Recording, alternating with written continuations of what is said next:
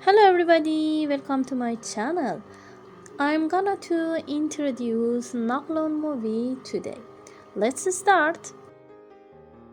The latest historical epic from Ridley Scott, Napoleon tells of the rise and fall of the French emperor, and explores his tumultuous relationship with Josephine de Beauharnais. Joaquin Phoenix is Napoleon Bonaparte, playing emperor for a second time in a Ridley Scott magnum opus. He also portrayed the Roman Emperor Commodus in 2000's Gladiator, while Vanessa Kirby of The Crown fame takes the role of his first wife, Empress Josephine. The film is not short of linchpin moments. It spans much of Bonaparte's adult life, rippling from the end of the French Revolution and the execution of Marie Antoinette, when he was but an artillery captain, right through to his death during his second exile on St. Helena in 1821. Perhaps predictably, it rattles through time. Entire campaigns pass in the blink of an eye. You would not know that Napoleon fought some 60 battles, nor that he faced 5 coalitions of allied powers during his time as emperor. This is not a faithful retelling of the Napoleonic Wars. This is stretched-thin Napoleonic foire, a spectacle of pomp surrounding a man who brought Europe to its knees. What was the nature of Napoleon and Josephine's relationship?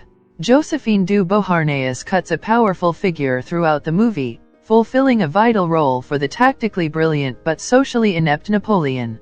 But their relationship is fiery, a love story stacked atop neediness, infidelity, and manipulations. They met in 1795, she was a widower, 6 years older than Napoleon, and at that time, the mistress of Directory member Paul Barras. "Is my life about to change?" the Josephine of the film quips. For Napoleon it certainly did. What happened to Napoleon's second wife, Marie-Louise of Austria? Josephine. In the film she rides roughshod through Napoleon's mind, even after their marriage is annulled, and it is to her his mind turns as he dies. What then of the woman he sets Josephine aside for, the Habsburg Archduchess Marie-Louise? In both the film and real life, Napoleon's quest for an heir prompts him to seek the hand of another. There could have been no more desirable marriage candidate, says historian Deborah J. of Marie-Louise. She was related to practically every ruling dynasty in Europe. Marie-Louise would both bear Napoleon the son he craved and become his loyal devotee, siding with France even after her father allied with Russia against her husband. By March 1814, Marie-Louise stood alone as regent of France, forced to decide whether she should confront her father and his allies, who were poised to march on Paris, or flee to Loire Valley, Centerval de Loire, as urged by her husband's cowardly ministers. Her courage and heroism could not help her. Separated from Napoleon, she and her son were forced to return to Vienna as refugees, writes J. After a hard campaign, Marie-Louise was finally granted the duchies of Parma, Piacenza, and Guastalla promised her by the Allies to secure her husband's first abdication. She set out for Parma in 1816, though her time as Duchess would be a precarious one. How did Napoleon die?